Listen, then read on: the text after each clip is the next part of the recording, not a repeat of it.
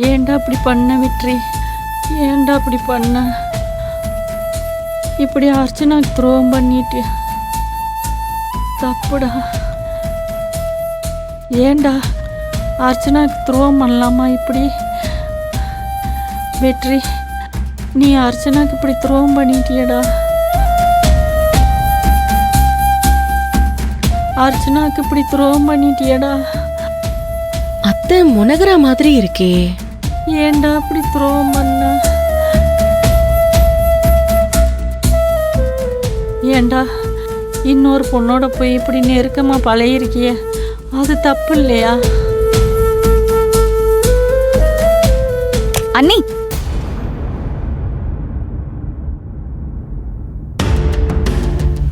எதுக்கு கூப்பிட்ட? ஏன்டா வெற்றி?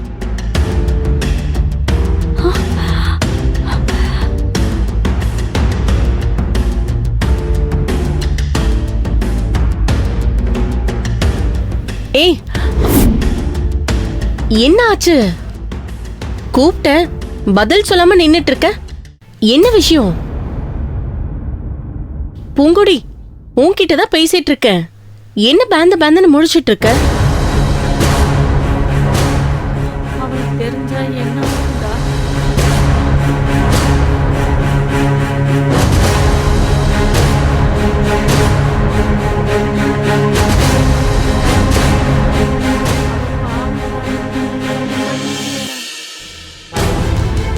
ஏன்டா அப்படி செஞ்ச?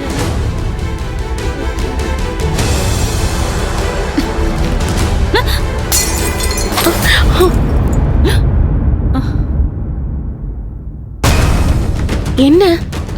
சாரி அண்ணி, கை தவறி கீழே விழுந்துருச்சு அண்ணி.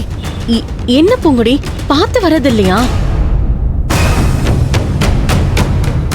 பார்த்து பூங்குடி. என்னம்மா ஆச்சு? அது வந்து இல்லம்மா, தெரியாம கை தவறி கிளாஸ் கீழே விழுந்துருச்சு. சரி, நான் எடுத்துறேன். இரு, விடு. நீ கையை கிழிச்சுக்கிறாத, நான் எடுத்து போட்டுறேன். அத்தை, உங்களதான் அத்தை தேடிட்டு இருந்தேன். என்னானே தெரியலம்மா, மனசும் உடம்பும் கிடந்து அடிச்சுக்கிருச்சு. அதே அசந்து போய் இப்படி தூங்கிட்டேன். சரி, ஒன்னும் இல்ல அத்தை, உளுந்து ஊற போட வந்தேன். அதான் எவ்வளவு போடணும்னு கேட்க வந்தேன். அதை நான் ஊற வச்சுக்கிறேன். மொட்டை மாடியில காய போட்ட வத்தலை நீ எடுத்துட்டு வந்துடுறியா? சரிங்க அத்தை, நான் போய் எடுத்துட்டு வரேன். பார்த்து.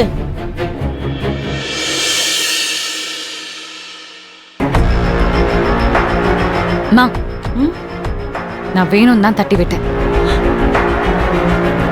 ஏன் தட்டி விட்ட?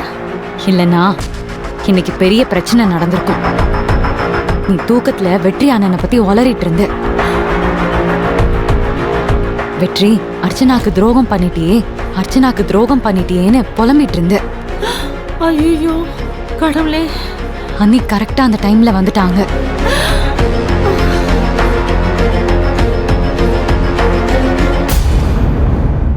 எங்க அவங்க பாத்துருவாங்களோன்னு பயந்து போய் தான் நான் தள்ளி விட்டேன். அந்த சாமி ஏன் இப்படி நம்மள சோதிக்குது? கடவுளே, நாங்க என்னதே உனக்கு பாவம் பண்ணா எங்களுக்கு கொஞ்ச நெஞ்ச கஷ்டத்தையா நீ கொடுக்குற? அந்த வெற்றி பையன் அவளுக்கு இப்படி ஒரு துரோகத்தை பண்ணிட்டானே. என் வயிற்றுல பிறக்காத ஒரு மகளா ஒரு மருமக வந்திருக்கா. யாருக்கும் கிடைக்காத பாக்கியம் எனக்கு கிடைச்சிருக்கேன்னு நினைச்சு நான் சந்தோஷப்படுறதா, இல்ல இப்படி ஒரு பொண்ணுக்கு என் பிள்ளை துரோகம் பண்றானேன்னு நினைச்சு நான் வருத்தப்படுறதா? இப்படி ஒரு துரோகத்தை பண்றதுக்கு அவனுக்கு எப்படி மனசு வந்துச்சு? ஆம்பளை புள்ளேன்னு உங்க அப்பா தலையில தூக்கி வச்சு கொண்டாடினாரு. அந்த மனுஷனுக்கு மட்டும் இந்த விஷயம் தெரிஞ்சிச்சுன்னா மொத்தமா மனசு உடைஞ்சு போயிருவாரு. அந்த மனுஷனை கூட விடு, அர்ச்சனாக்கு தெரிஞ்சா என்ன ஆகும்? வாய் வயிறுமா இருக்க பொண்ணுக்கு ஏதாவது ஒண்ணு கிடக்க ஒண்ணு ஆச்சுன்னா யார் பதில் சொல்றது? அவளால் இந்த துரோகத்தை தாங்கிக்கிற முடியுமா?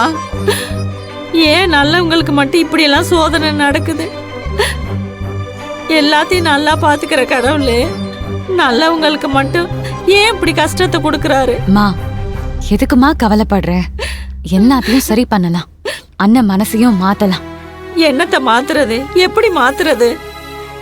ஒரு பக்கம் உனக்கு பிடிக்காத கல்யாணம், இன்னொரு பக்கம் என் மருமகளுக்கு துரோகம் பண்ற புள்ள நான் என்னதான் பண்றது?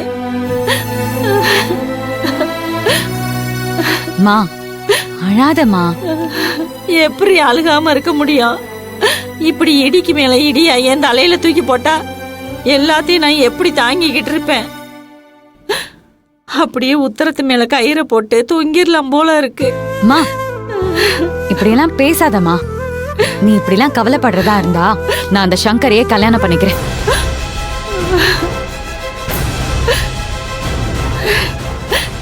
என்னடி சொல்ற?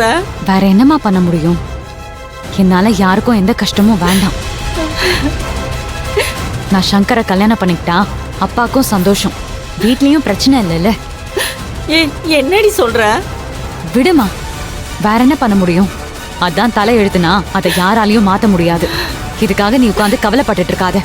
நடக்கிறது நடந்து தொலைக்கட்டும்.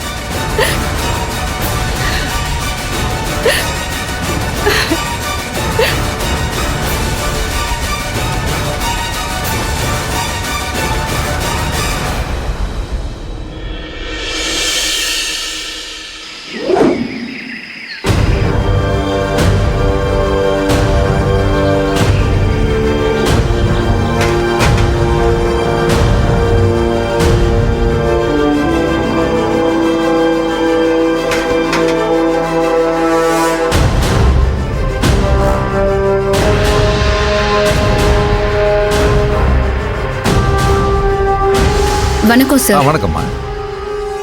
நான் உங்க கூட கொஞ்சம் பேசணும். நீங்க யாரு? நான் உங்க தங்கச்சி மக வெற்றியோட ஒய்ஃப்.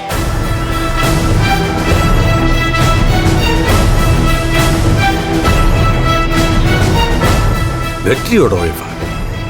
என்னம்மா சொல்றீங்க? ஆமா சார், எனக்கும் வெற்றிக்கும் கல்யாணம் ஆயிடுச்சு.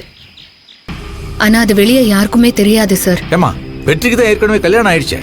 அது எனக்கு ரொம்ப லேட்டா தான் சார் தெரியும். அவரும் நானும் லவ் பண்றோம். என்ன யாருக்கும் தெரியாம கல்யாணம் பண்ணிக்கிட்டாரு. கூடிய சீக்கிரம் அவர் வீட்டுல சொல்லிருவேன்னு சொன்னாரு சார். இப்போ என் வயித்துல குழந்தை இருக்கு சார்.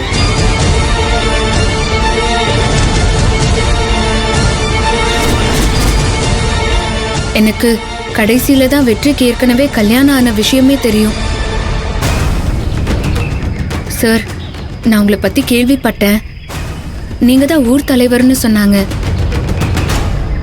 நீங்க நியாயத்தை மட்டும்தான் பேசுவீங்கன்னு எல்லாரும் சொல்றாங்க.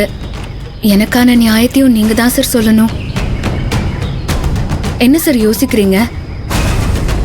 உங்க தங்கச்சி பையனுக்கு எதிரா எப்படி பேசுறதுன்னு யோசிக்கிறீங்களா? அப்படி இல்ல, தப்பு யார் பண்ணாலும் தப்பு தான்.